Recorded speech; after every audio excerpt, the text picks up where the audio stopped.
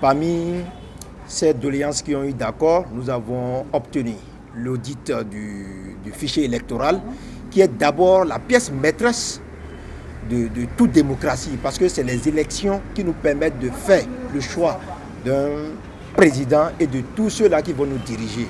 Donc ça, c'est déjà un acquis et nous souhaitons que la mise en œuvre de cet acquis soit vraiment en consensus avec l'opposition et la mouvance en même temps, afin de sortir une très belle liste pour les Béninois, pour que les élections en 2026 soient des élections apaisées.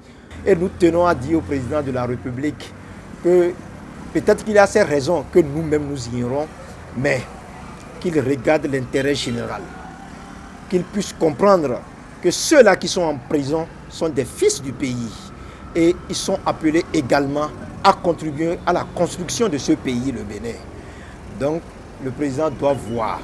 Et nous restons convaincus que les jours à venir, il peut y avoir des rencontres auxquelles le président va accepter d'accorder ce pardon. Si le pardon n'avait pas de sens, le président Boni Yayi, président en exercice entre 2006 et 2016, a accordé ce pardon à l'actuel président de la République, ce qui l'a permis de venir dans ce pays et de devenir président aujourd'hui. Donc, je suis en train de dire que le pardon a un grand sens. Comme moi, je n'ai pas fait quelque chose, est-ce que moi arrêté? Non! Non! Celui qui a fait le con, il va voir le con. Alors, on ne peut pas faire le con. Exemple, il faut voir ce qui s'est passé à l'élection là. Vous-même, vous êtes au pays, non? Ah, si les deuxièmes veulent passer encore, comment on serait devenu dans le pays? Non, il faut être clair.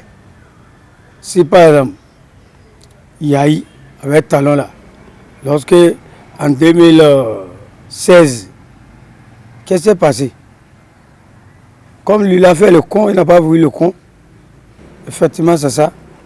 Et les militaires qui sont partis, les enfants, monsieur le journaliste, tu peux prendre les charges. Je vous demande, oui ou non, si vous ne pouvez pas prendre en charge, ils n'ont qu'à aller répondre à la justice. Ça, c'est clair. Il faut qu'on se dise la vérité. Ça, là, on ne pardonne pas ça. On ne pardonne pas ça. C'est nos enfants, non? C'est notre frère, non? Qui sont là. Nous tous, nous sommes les Béninois.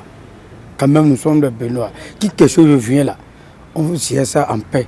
Et les Séréki Amadougou, la seule femme, une mère d'enfants, qui a des enfants, ces enfants sont en train de faire 2 ans sans voir leur maman, c'est inhumain.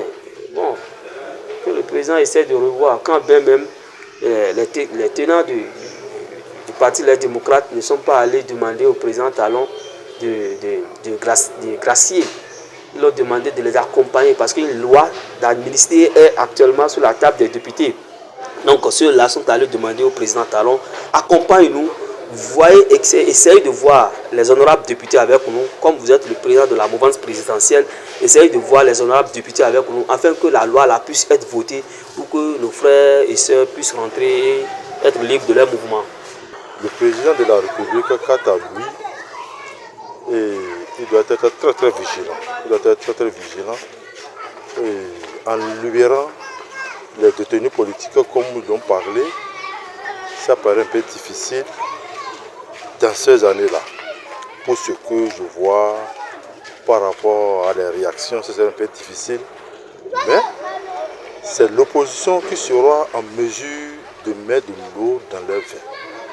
Si l'opposition a pu mettre de l'eau dans leur vin, la libération serait banale et facile. Mais quant à l'agitation qu'ils sont en train de faire, ça serait un peu difficile. Puisque lui va se dire, en le libérant, qu'est-ce qu'il attend? Qu'est-ce qu'il attend? Lui-même ne sait pas d'abord pour le moment. Donc par rapport à ça, il vaut mieux de lutter, les garder d'abord jusqu'à la fin de son mandat. Et là, on peut parler de la libération maintenant des détenus politiques. Voilà.